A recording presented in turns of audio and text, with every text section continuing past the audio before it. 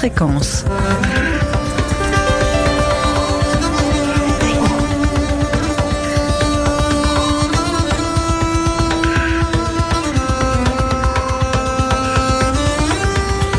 Haute fréquence, Gabriel de Sarzan. Le théologien suisse Hans Küng s'est éteint mardi dernier à l'âge de 93 ans dans sa maison de Tübingen en Allemagne.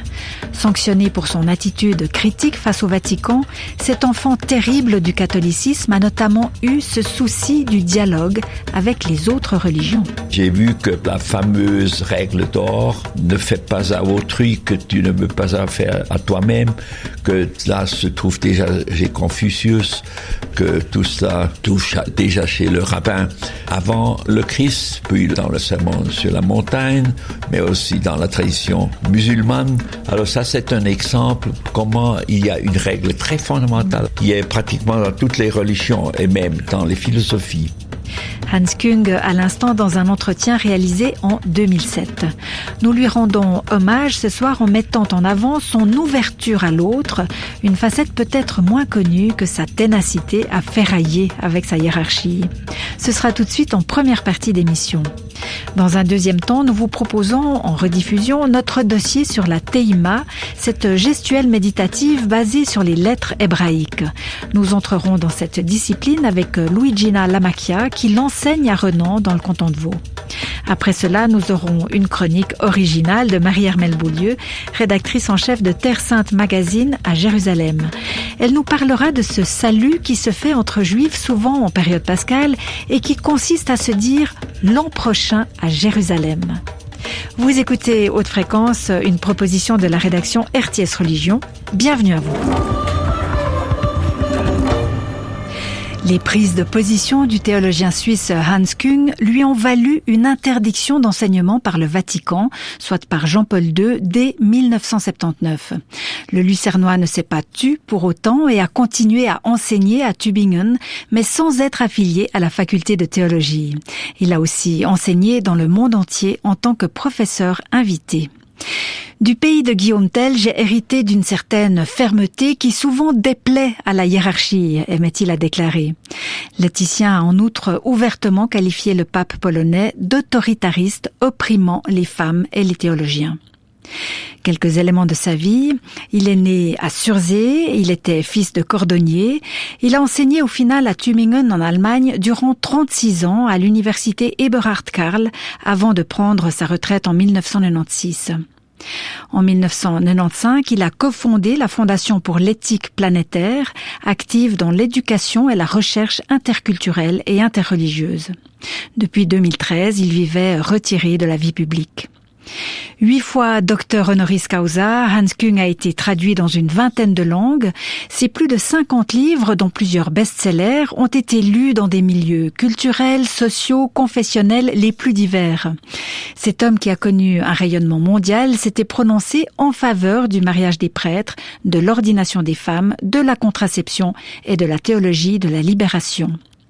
À la surprise générale, Hans Küng avait été reçu par le pape Benoît XVI en 2005. Lors de cette audience consacrée à sa fondation pour l'éthique planétaire, les sujets qui fâchent avaient été soigneusement évités. Les deux hommes ont certainement parlé du bon vieux temps puisque tous les deux, ils ont enseigné à Tübingen. Plus récemment, en 2010, le théologien avait pourtant exigé que ce pape fasse son mea culpa sur la façon dont les affaires de pédophilie au sein de l'Église avaient été gérées depuis des décennies. À propos du pape actuel, le théologien suisse a tenu par contre des propos élogieux. Il a notamment dit de lui, dans l'un de ses derniers ouvrages, que François avait profondément changé l'atmosphère du système de la curie romaine par son langage direct, son style de vie atypique par rapport à la curie et son appel à l'évangile. Intellectuel reconnu, Hans Küng s'est vu décerner de nombreux prix, comme par exemple le prix Karl Barth en 1992. Et dans Haute Fréquence, ce soir, nous lui rendons hommage par l'extrait d'une émission que nous avions diffusée en 2007 dans À vue d'esprit. C'est Catherine Erard qui était allée le voir à Tübingen. Hans Küng avait alors 80 ans.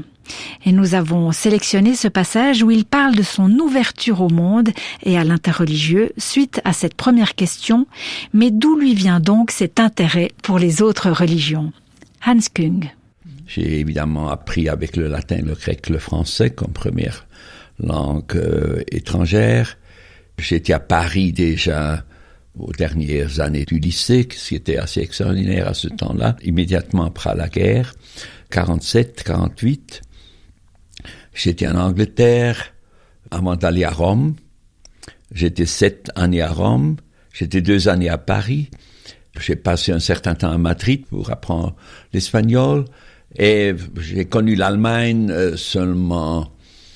Oui, déjà comme dans ma dernière année au lycée de Lucerne, il y avait un nombre de 15 étudiants volontaires qui ont voulu aller en Allemagne sur l'invitation du gouvernement militaire britannique, alors en Allemagne du Nord, pour vivre dans les tentes avec la jeunesse allemande. De cette manière-là, j'ai déjà connu le monde européen assez bien après mes études de Rome. Dans la dernière année à Rome, 54, 55, j'étais la première fois en Afrique du Nord. J'ai fait la première expérience de l'islam. Et comme ça, j'ai développé mon intérêt. J'avais toujours un intérêt théologique du salut de soi-disant infidèles. J'ai eu une curiosité intellectuelle des autres cultures et j'ai déjà fait le premier voyage autour du monde, 1963, ce qui était encore assez extraordinaire. Après, j'ai fait un tour autour du monde pendant une demi-année et je peux vous dire que je connais toutes les grandes religions du monde en dehors de la Sibérie, que j'ai seulement vu de l'avion, n'est-ce pas? Dans ce sens-là, j'étais bien préparé pour un dialogue avec des spécialistes du judaïsme, de l'islam, de l'hindouisme, du bouddhisme et finalement aussi des religions chinoises. Et je fais une étude continuelle. Alors, à cause de mes dialogues, à cause de mes livres, à cause de mes voyages, je me suis habitué à toutes sortes de dialogues. J'ai rencontré un immense nombre de gens de toutes les religions et de toutes les cultures. Il y avait donc d'abord une période de l'information, de l'étude de ces religions, puis il y avait une première idée fondamentale que j'ai vu, que le dialogue interreligieux n'est pas seulement une affaire académique, mais c'est une affaire profondément politique. Et j'ai déjà formulé, il y a 20 ans, cette formule qu'on a répétée beaucoup: il n'y aura pas de paix entre les nations sans paix entre les religions, pas de paix dans le monde sans paix religieuse. Et il n'y aura pas de paix entre les religions sans un dialogue entre les religions. Et puis j'ai ajouté encore, j'ai fait un grand projet de cela, et il n'y aura pas de dialogue sérieux entre les religions sans une recherche sérieuse des fondements de ces religions. Alors j'ai fait un grand effort pour étudier pas seulement la situation actuelle de ces religions, mais d'aller au fond, de voir les grands fleuves des religions, n'est-ce pas, les 3 grands fleuves des religions qui sont sémitiques du Proche-Orient, judaïsme, chrétienté, islam, de l'Inde, hindouisme, le jainisme, bouddhisme, et finalement le 3e chinois, de taoïsme, confucianisme. Et j'ai étudié dans tous ces fleuves ces changements de paradigme qu'il a eu. Parce qu'il y avait ce qu'on n'a pas observé d'avance, des changements de la constellation entière, des convictions, des règlements, de beaucoup de choses. Et j'ai fait une recherche pendant 20 ans pratiquement en étudiant ces changements de paradigme selon le livre fameux de l'Américain Thomas S. Kuhn, Structure of Scientific Revolution, la structure des révolutions scientifiques. La révolution copernicienne était pour moi le modèle pour étudier le changement du paradigme, par exemple, de la réforme protestante, mais aussi des Lumières, le changement des Lumières, de la modernité, mais aussi ce qu'on a fait avant à Rome, etc., etc.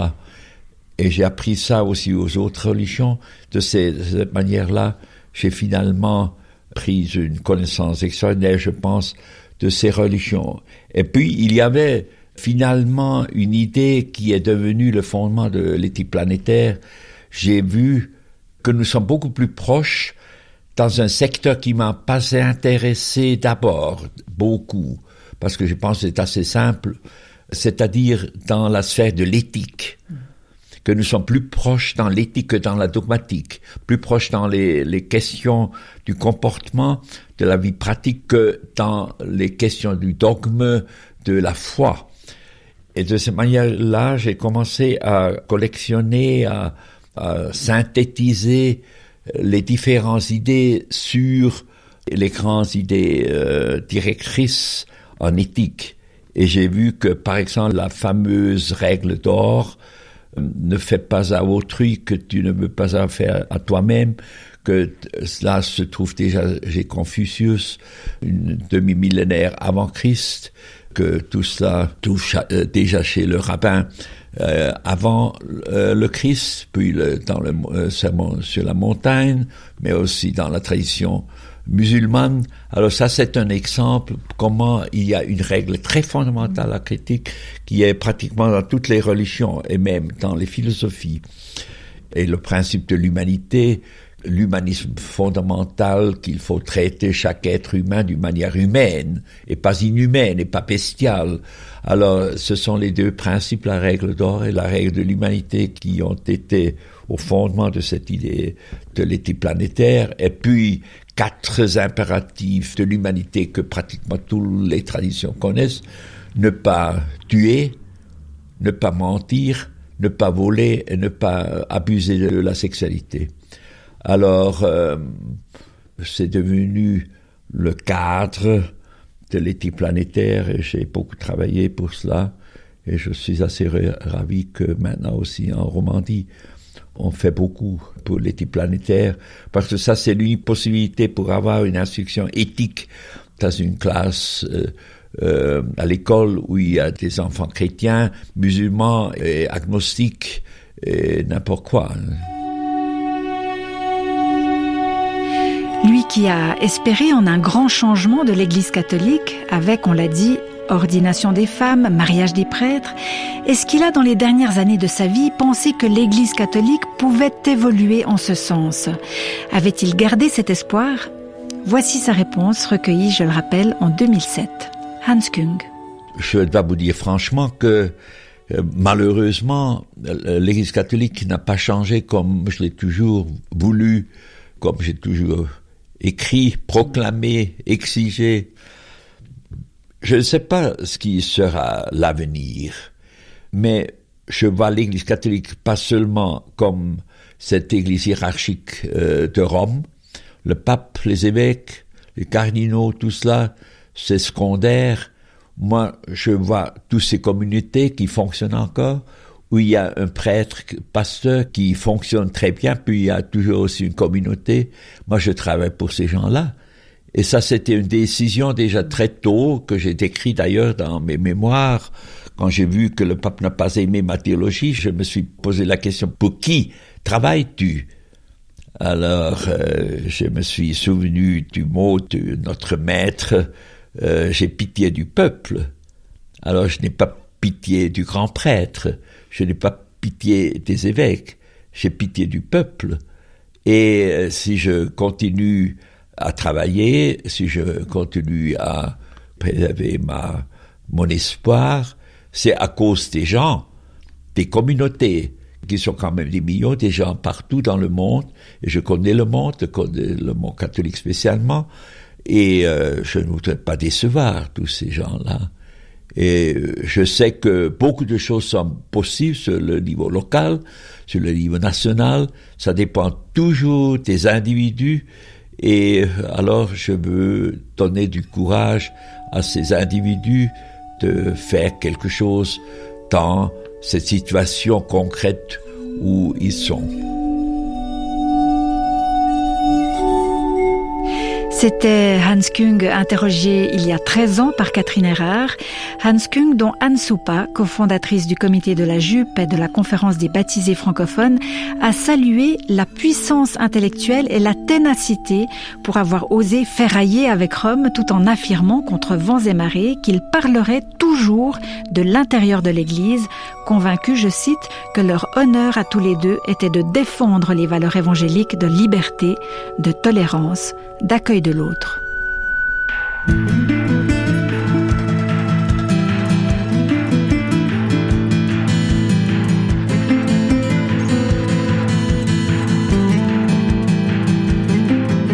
I'm standing at the crossroads. There are many roads to take, and I stand here so silently, fear of a mistake. One path leads to paradise, one path leads to pain, one path leads to freedom. They all look the same. I've traveled many roads, and all of them were good. The foolish ones stop more than me, and the wise ones ever could. One path's there to sacrifice, one path's there to shine. One path's there to freedom. We all look the same. Never rose, never traveled. Through returns I did not stay. There were mysteries could not have reveled. C'était Crossroads du groupe suisse The Beauty of Jemina. Il est l'heure de notre partie dossier avec, je l'ai dit dans le sommaire, ce sujet en rediffusion sur la Teima, un sujet produit par Fabien Hunenberger en novembre dernier. Haute fréquence. Les petites histoires des religions.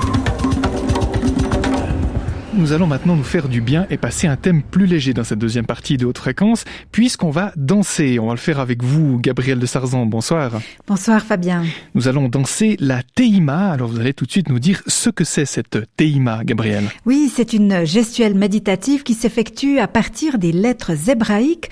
En fait, ça tient moins de la danse que du tai chi. Les mouvements sont lents et expriment toute une symbolique qui fait du bien au corps comme à l'esprit. C'est du moins ce que les participants m'ont dit, puisque je suis allée tester cette pratique qui, à la base, a été fondée par le couple français Tina Bozzi et Franck Laloux. Tina Bozzi, qui est chorégraphe et thérapeute, et Franck Laloux, qui est calligraphe de réputation internationale. Et donc, par rapport à cette danse autour de lettres hébraïques, il existe en Suisse un centre de Teima. Il en existe en tout cas un à Renan, dans la banlieue lausannoise. C'est Luigina Lamacchia qui le dirige. Alors, sans vous en dire plus, je vous propose, Fabien, de me suivre dans ce cours que j'ai suivi, expérience à laquelle j'ai fait réagir par la suite Marc-Alain Waknin, philosophe, écrivain et rabbin. On l'entendra tout à l'heure. Mais tout de suite, Fabien, suivez-moi donc dans cette découverte d'un mardi matin. Donc je suis là dans la salle de cours de Teima qui va débuter tout à l'heure. Donc on est pieds nus sur un parquet. Il y a des instruments de musique au mur. Il y a des paravents avec des lettres calligraphiées qui sont suspendues à différents endroits. Donc des lettres hébraïques calligraphiées. Et le cours va débuter tout soudain.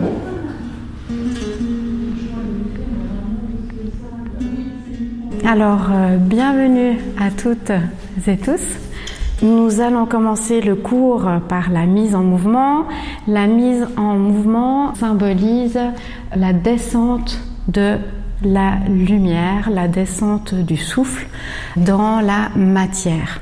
Nous allons nous connecter à ce souffle divin que nous accueillons depuis le sommet de notre tête et que nous allons suivre jusqu'à la terre pour ensuite vivre la remontée, puisque c'est un mouvement de vie, c'est un mouvement perpétuel qui ne s'arrête jamais. Et on va commencer par se concentrer sur notre souffle.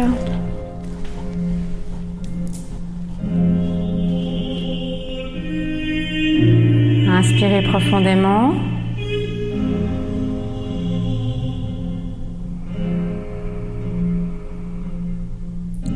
Et pied droit. Inspire. Souffle.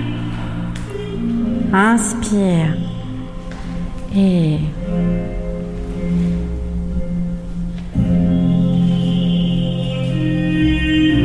ouvrez avec la jambe droite, soufflez et vous déployez cette fois, vous vous balancez. Essayez de sentir chaque partie du pied qui se déploie de droite à gauche, de gauche à droite. Ça me fait penser à des pratiques de tai chi. Le mouvement est extrêmement long. Souffle. Pliez bien vos jambes, vos genoux et là, je perds un peu l'équilibre.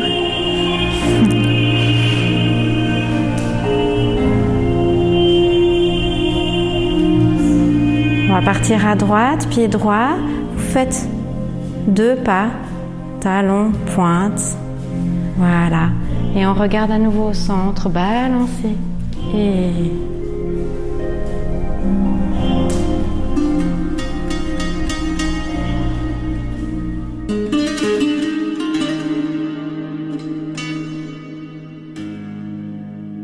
alors ce matin, j'ai choisi de vous parler de la lettre He. La lettre He qui est la 5e lettre de l'alphabet et qui symbolise le souffle, et le souffle qui est une prière. Je vais d'abord vous lire un texte qui a été écrit par Franck Laloux. Alors je trouvais que c'était une bonne entrée en matière pour se mettre dans cette énergie du He. He, le souffle, la prière. La prière de l'homme marchant, bras au ciel, non pas la prière tête basse, nuque courbée qui se délecte dans l'humiliation, non pas la prière les yeux au ciel qui attend tout du Très-Haut. Non, l'homme en prière du pictogramme est debout, en marche, les pieds solidement ancrés sur la terre, les mains hautes comme des antennes, et surtout, le visage fixant l'horizon. Et là, il y a 2 images par terre. La lettre He, c'est laquelle? Alors, la lettre He, c'est celle-ci. La lettre He peut ressembler à la lettre Ret, qui est une barrière, une lettre épreuve, une barrière que l'on doit passer, la barrière de nos névroses, de nos peurs, et que l'on doit passer pour continuer sur notre chemin spirituel. Voilà. Alors, nous allons nous mettre en mouvement par rapport au He. Et vous allez inspirer en appelant ce souffle divin qui vient d'en haut. Et là, je vais souffler. Je vais l'enraciner, ce souffle. Prenez votre espace. Donc là, on se replie un petit peu sur soi. Encore. Inspirez et soufflez. Rentrez à l'intérieur de vous. Et là, vous allez, avec vos jambes, vous propulser vers le haut. Et les bras vont monter.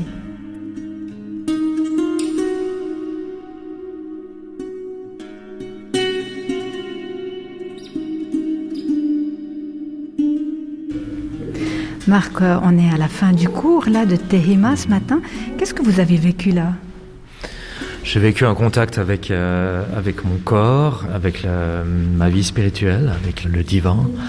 Je me sens dynamisé, recontacté, harmonisé.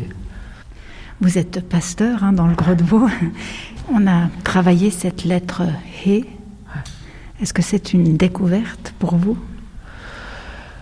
C'est toujours une découverte, parce qu'il faut la vivre sur le moment, l'accueillir.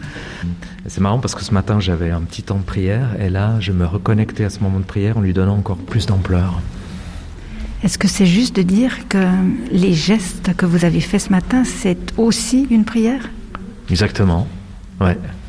Exactement, c'est une prière active et qui, je trouve aussi, ouvre énormément. Ça me connecte aussi à toute ma réalité, par ailleurs. Ouais. Peut-être qu'est-ce que vous trouvez là que vous ne trouvez pas ailleurs ?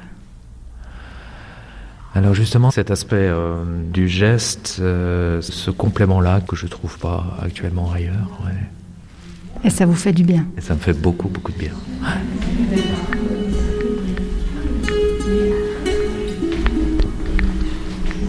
Françoise, vous, ça fait combien de temps que vous pratiquez cette Teima ? Eh bien, c'est ma 2e séance.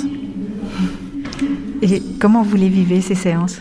Merveilleusement bien, parce qu'on fait ces mouvements qui sont déjà beaux, on fait ça dans la lenteur, et puis en même temps, ça fait du bien à tout le corps.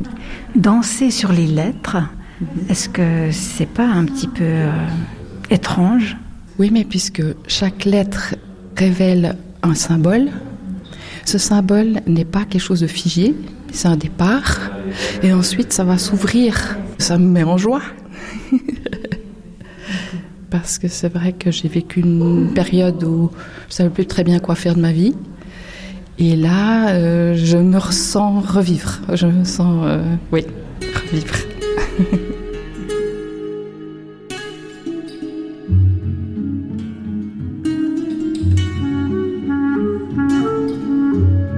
Fabienne, avec quoi est-ce que vous repartez, vous, après ce cours ?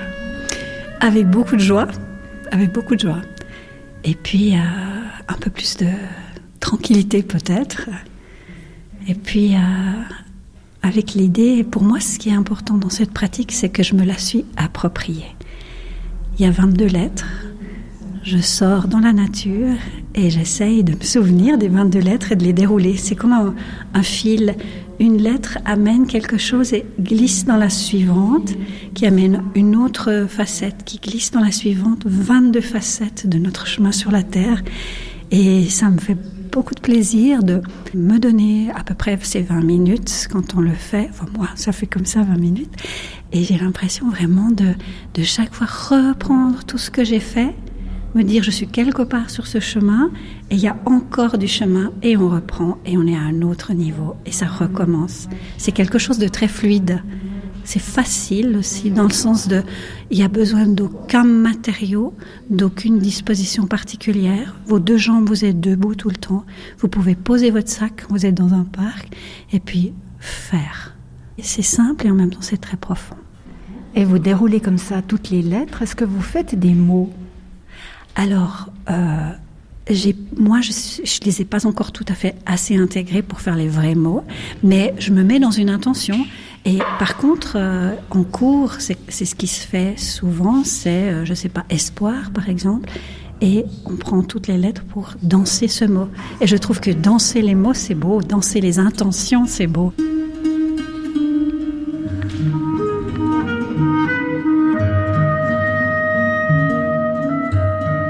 Josiane, qu'est-ce que vous avez vécu, vous, ce matin ? Un petit moment de bonheur, de joie et de plénitude. Dans votre dimension spirituelle, je ne sais pas quelle religion vous pratiquez, mais est-ce que ça vous donne un plus ? Oui, quand même un petit plus. Oui. Ça nous permet de réfléchir déjà sur nous-mêmes, notre façon d'agir sur l'extérieur. Donc, on apprend à se connaître quand même. Certaines lettres me portent beaucoup plus que d'autres. Lesquelles ? Par exemple, le Men. Et puis le Aleph, qui est vraiment une lettre exceptionnelle. La première, hein ? La première, oui. Et le Men, c'est ?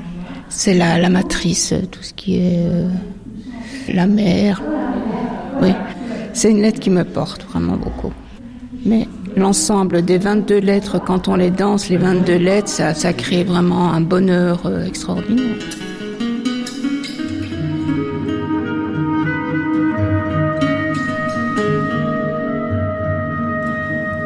Des participants au cours de Teima à l'instant, des propos que j'ai fait entendre à Marc-Alain Ouaknine. J'ai commencé par lui demander avec quels mots il parlerait, lui, de cette discipline. Marc-Alain Ouaknine. Pour moi, la Teima, telle que je la comprends, c'est que chaque lettre ne pose pas la question qu'est-ce qu'elle signifie, mais en quoi elle me permet de penser une nouvelle harmonie, une nouvelle relation entre moi et le monde, entre moi et l'essence, entre moi et les choses, entre moi et les personnes. Et puis, après, il y a de très nombreuses réflexions qu'on peut avoir sur le mot lui-même, parce que la langue hébraïque est une langue consonantique. Ce ne sont que des consonnes, il n'y a pas de voyelles. C'est le lecteur qui ajoute des voyelles en consonnes pour prononcer de telle ou telle façon. Et la particularité de l'hébreu, c'est que ce n'est pas simplement le corps qui peut danser les lettres, c'est que les lettres elles-mêmes dansent déjà toutes seules.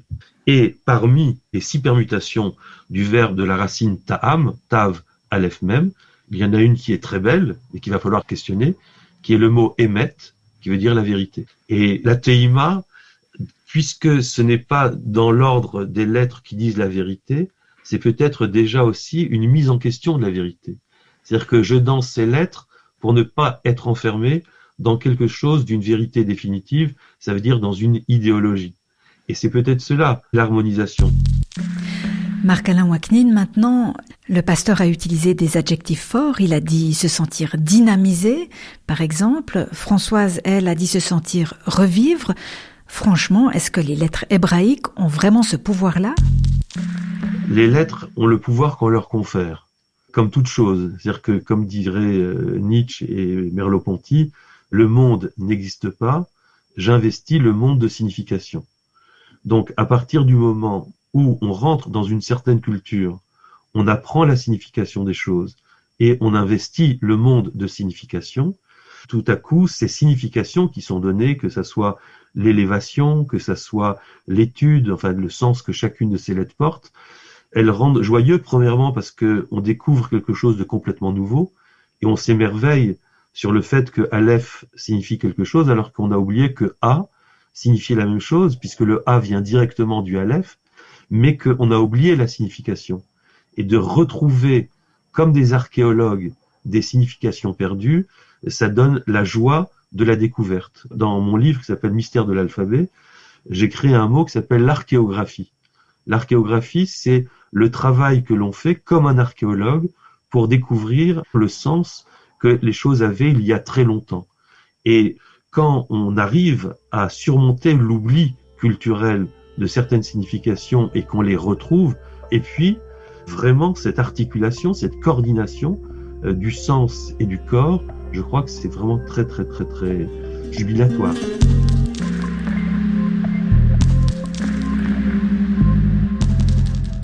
Vous écoutez Haute Fréquence et nous effectuons ce soir quelques mouvements de tai chi hébraïque, si j'ose dire, alors que nous découvrons en votre compagnie, Gabriel de Sarzan, la Teima, une danse autour des lettres hébraïques. Alors tout à l'heure, c'était Marc-Alain Ouaknine, philosophe et rabbin français, qui s'exprimait à propos de cette pratique. Mais vous avez encore discuté avec la professeure du cours que vous avez suivi. Oui, Luigina Lamacchia, à qui j'ai demandé si elle pouvait, par le geste, faire finalement des mots, des phrases. Luigina Lamacchia. Quand on a les 22 chorégraphies, qu'on a pu les incorporer, si je puis dire, on va pouvoir calligraphier dans l'espace des mots, des textes. La Teima, en fait, permet un travail tout d'abord par le souffle, car le souffle est primordial dans le développement intérieur, dans nos fluides, dans nos cellules. Donc il y a cette reconnexion au souffle, et c'est le souffle qui est créateur, c'est le souffle qui crée le verbe, c'est le souffle qui crée la matière. Et Ensuite, on va y mettre une intention. Déjà, l'intention, la conscience de se relier à la partie du corps avec laquelle la lettre est en lien. Et puis, cette intention par le questionnement que la lettre peut nous apporter. Et ensuite, il y a ce déploiement du corps. Les chorégraphies ont été créées par Tina Bossi sur la base de connaissances ostéopathiques. Donc on va vraiment faire un travail en profondeur au niveau de nos tissus. On va se connecter à la zone par laquelle la lettre est liée. On va aller respirer dans cette zone et le mouvement va vraiment se déployer depuis cette zone. Donc quand on crée un mouvement, il y a un enchaînement de micro-mouvements dans le corps, de par nos chaînes musculaires. Et le fait de se déployer en pleine conscience, eh bien, on va pouvoir aller réparer des zones qui ont été maltraitées. Est-ce que finalement c'est une façon de se reconnecter avec le divin ? Oui, complètement. Pour moi, c'est une prière à chaque instant. Déjà que le souffle est une prière, comme on l'a vu ce matin. Mais oui, quand je danse la Teima, pour moi, c'est une reconnexion, exactement. Est-ce que vous, personnellement, vous avez pu réparer des choses dans votre vie grâce à la Teima ? Oui, j'ai pu réparer des choses. Réparer parce que je vais le conscientiser et ensuite le fait de le vivre dans mon corps, parce que l'expérience, en fait, elle passe par le corps. On ne peut pas rester que dans le mental. C'est exactement ce que nous dit le Lamed, la lettre de l'étude, de l'élévation. Donc, dans l'alphabet que l'on connaît, nous, c'est quelle lettre ? Le L. Voilà. Et justement, cette lettre met en lumière le fait que on ne peut s'élever que par l'expérience. Ça doit passer par le corps, par nos cellules, pour changer cette mémoire, pour pouvoir s'élever et passer une étape. C'est un moment à soi et on ne force pas, on avance petit à petit, parce que notre corps est à notre image. On se tient en fonction de ce qu'on a vécu, en fonction de ce qu'on a intégré, et plus on peut s'épanouir, plus le corps va s'ouvrir. Je me suis sentie pas très douée tout à l'heure. J'ai eu du mal notamment à avoir l'équilibre. Est-ce que ce sont justement des choses qui s'apprennent ? Oui, ce sont des choses qui s'apprennent. Bon, déjà au niveau de l'équilibre aussi, on en a plus ou moins. Ça dépend comment on est ancré déjà. Il y a des jours où j'ai plus d'équilibre que d'autres aussi. Et plus je vais pouvoir m'ancrer dans mon souffle, amener une certaine concentration, plus je vais pouvoir trouver cet équilibre. Après, plus je m'installe dans la lettre, plus je la laisse rentrer en moi, me traverser, plus je la pratique, la chorégraphie. C'est comme toute pratique, on voit ça dans l'aïkido, dans toutes ces pratiques martiales aussi. C'est la répétition qui va faire qu'on va pouvoir transformer aussi et s'installer dans ce mouvement. Parce qu'au début, quand on commence, eh bien, on apprend la chorégraphie. On veut faire la chorégraphie de manière juste.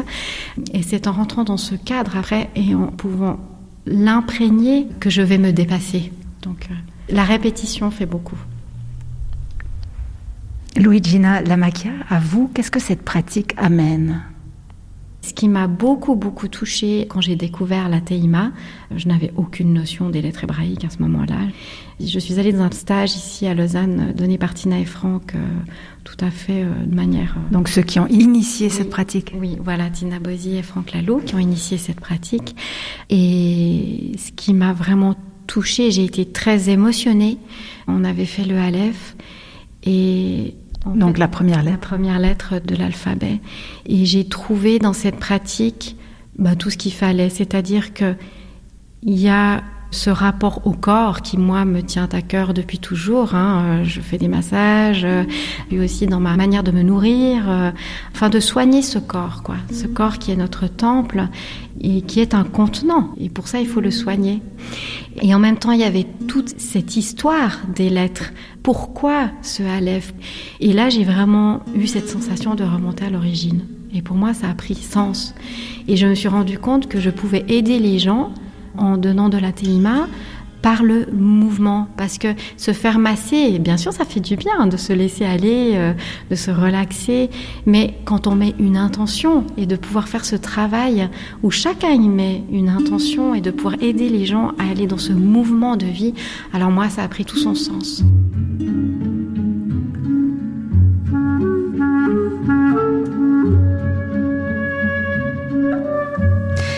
Marc-Alain Waknin, est-ce que vous croyez que les lettres hébraïques peuvent être thérapeutiques ? De manière tout à fait étonnante, la Bible, pour dire thérapie, a emprunté au grec le mot thérapie. Mais le Talmud dit, bon d'accord, on emprunte au grec, mais qu'est-ce que ça signifie ? Et le Talmud semble répondre que la maladie, c'est une forme d'enfermement. Et que la guérison, c'est une forme d'ouverture. D'être déjà capable d'emprunter un mot à une langue étrangère, c'est déjà dire que ma manière de penser, elle ne se pense pas de manière enfermée dans une seule culture, mais qu'elle est déjà ouverte à une autre culture. Comme disait Lévi-Strauss, la culture, c'est la coalition des cultures, c'est l'ouverture. Et la guérison, elle vient du fait que je m'ouvre à une autre culture. Parce que de s'ouvrir à l'hébreu et à la tradition mystique de l'hébreu, cette ouverture est déjà thérapeutique parce qu'elle est ouverture. Et donc, la teima est thérapeutique parce que c'est la réussite d'introduire un dialogue entre la culture hébraïque et les autres cultures. Mais en dehors de cela, je pense que chaque lettre hébraïque a non pas un pouvoir, parce que si on travaillait sur les lettres chinoises ou japonaises et qu'on en connaissait la signification et qu'on pouvait danser les lettres chinoises ou japonaises, on aurait, je pense, la même dimension thérapeutique. C'est pas l'hébreu en soi, parce que il y a une mystique de la lettre, mais d'y croire comme quelque chose de surnaturel n'est plus mystique. C'est de la mystification. Et ça, c'est quelque chose qui est différent. Parce que là, on perdrait toute la force de cette nouveauté de la teima, qui est justement libératoire et non pas enfermante. Et donc, c'est pas quelque chose de particulier à l'hébreu, c'est que l'hébreu s'y prête plus, parce que déjà l'hébreu a des significations très particulières, et que la tradition a transmis de génération en génération ces significations. Il y a toute une symbolique déjà dans les lettres hébraïques, c'est ça que vous voulez dire ?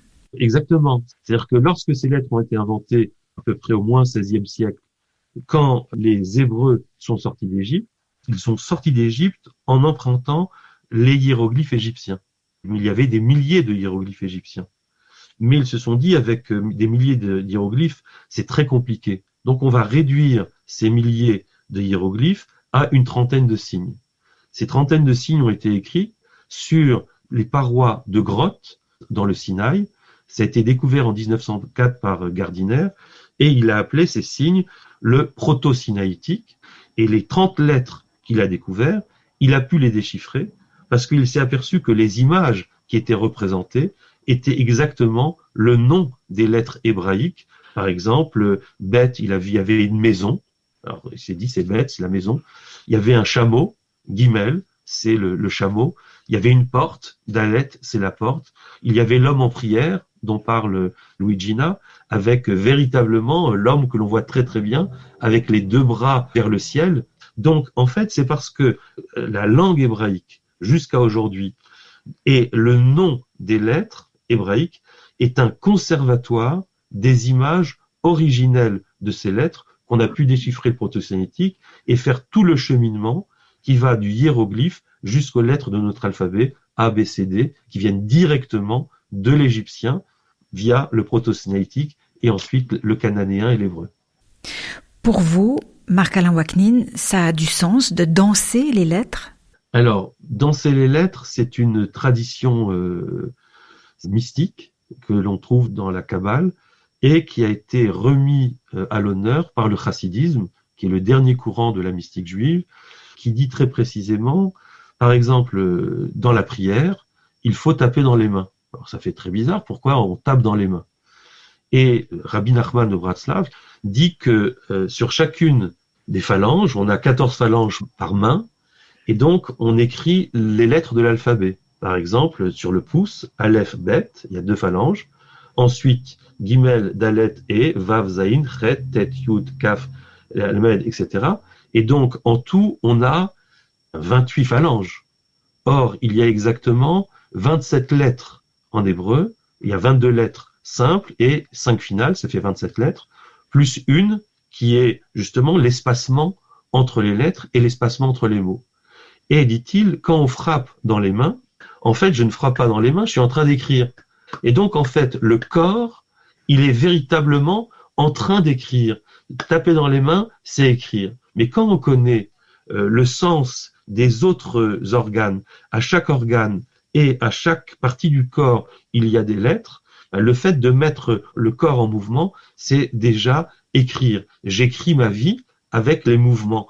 Alors, c'est pas exactement la pratique de la Teima, mais le fondement, l'esprit de la Teima s'enracine dans cette pratique chassidique qui est extrêmement poétique et très belle. Est-ce que finalement il s'agit aussi pour vous d'entrer en lien avec le divin ? Il faut faire très attention, et je pense que jusqu'à présent c'est réussi de la part de l'école de la Teima, de ne pas tomber dans le piège du New Age. C'est-à-dire qu'il faut bien comprendre que c'est une tradition réelle, sérieuse, mystique, enracinée. Comme disait l'une des intervenantes, ou Luigina elle-même, j'ai retrouvé la source du verbe. Donc il y a quelque chose où on est vraiment dans la tradition, il y a un trajet, il y a un trajectif, il y a une épaisseur spirituelle, il y a une épaisseur culturelle qui nous empêche de tomber dans le piège de l'idéologie et de quelque chose qui pourrait être du n'importe quoi, que j'appelle le New Age. Mais une fois qu'on n'est pas dans le n'importe quoi, et que chacun sait qu'il a besoin de transcendance, chacun sait qu'il a besoin d'ailleurs, qu'il a besoin de respirer, qu'il a besoin d'ouverture, la Teima, par le fait que on danse quelque chose qui n'est pas soi, qui n'est pas nécessairement sa propre culture, mais surtout qui s'enracine dans les siècles anciens, donne une épaisseur, une ouverture à notre vie, et je pense que c'est cela aussi qui amène la joie, et cette dimension qui fait que je sors de mon corps purement individuel pour entrer en relation avec quelque chose de plus, je dirais, cosmique, une vitalité cosmique, une sorte de fureur de vivre, comme dit Hubert Reeves récemment dans son livre, en reprenant le titre d'un film de Nicolas Ray, se sentir appartenir à un flux qui est au-delà de ma petite personne, et ça donne justement une sorte de respiration grandiose que l'on peut appeler le divin, qu'on peut appeler simplement la vie, et c'est tout aussi bien.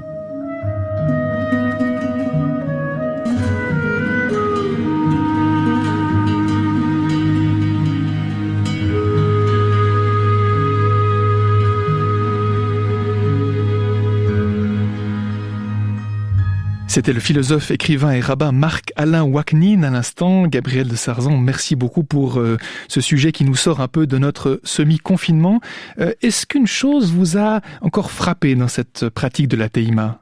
Oui, quand Luigina Lamacchia m'a dit danser par exemple des psaumes de la Bible, le fait de danser le texte, m'a-t-elle expliqué, c'est comme s'il sortait des pages, et elle m'a confié que le vivre par le mouvement, c'était, ma foi, une magnifique sensation. Merci beaucoup Gabriel de Sarzan pour ce dossier qui nous emmène loin de chez nous, qui nous met en mouvement, qui nous fait danser.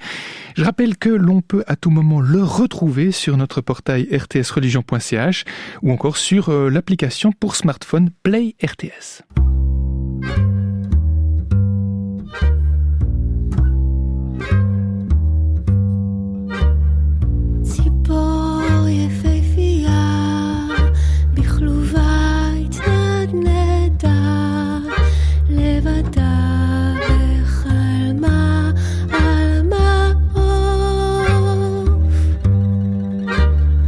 צר לה ועצוב, החיים מחוץ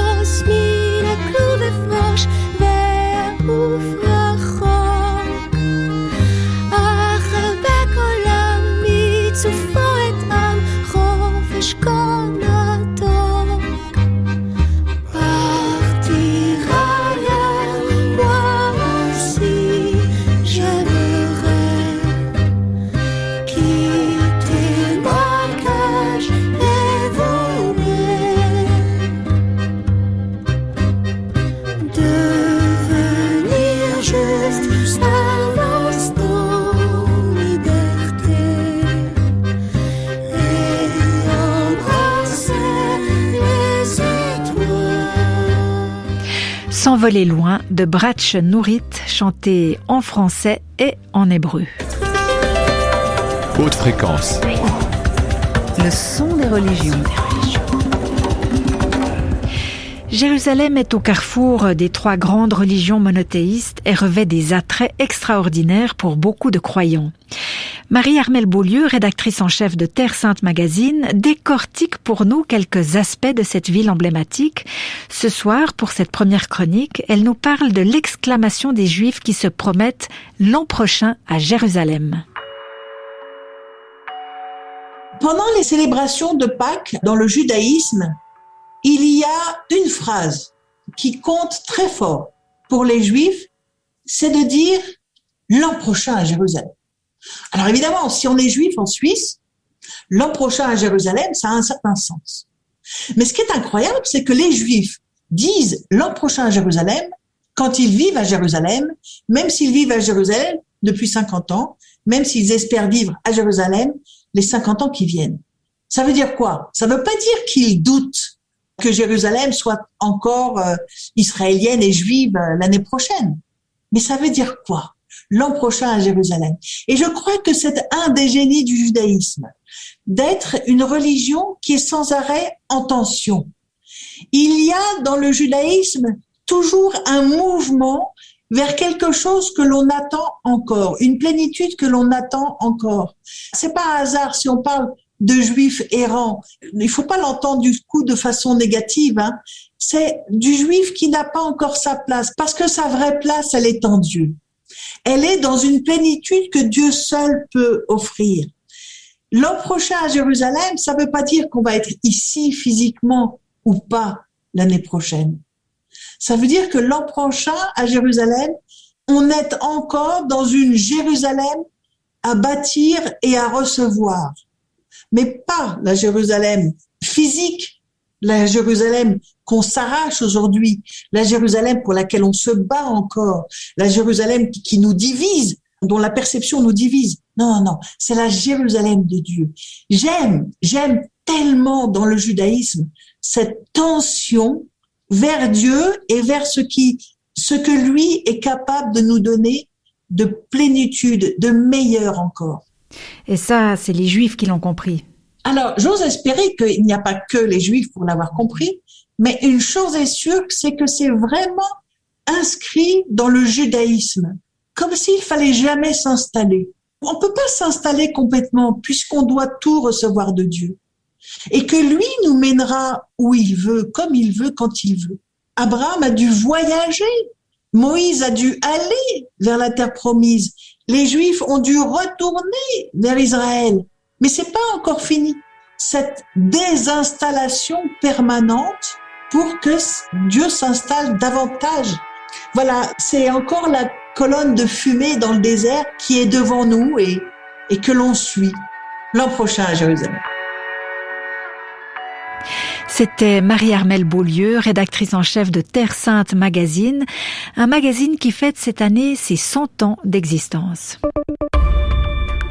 Infotrafic RTS avec Garage Plus, votre garage pour les services et réparations, garageplus.ch.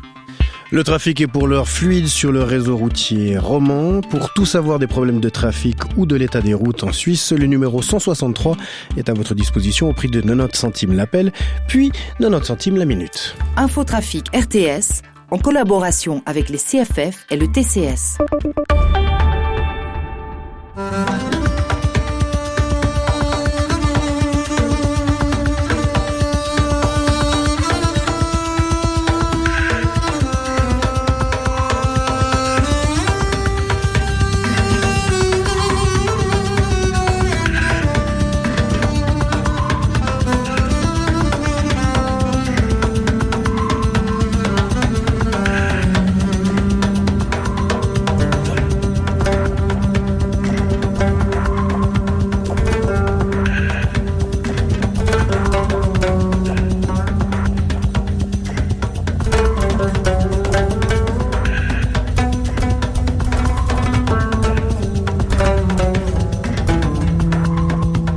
Haute Fréquence, c'est tout pour aujourd'hui. Merci de nous avoir suivis. C'est José Moreno qui a réalisé cette édition. François Piton s'est occupé de la programmation musicale. Merci à Nicole Fontana, notre attachée de production, pour son suivi en coulisses, et à Mathias Bruniman qui était en régie. Tout de suite, les informations. Nous vous souhaitons une très belle suite d'écoute sur la première. Il est 20h.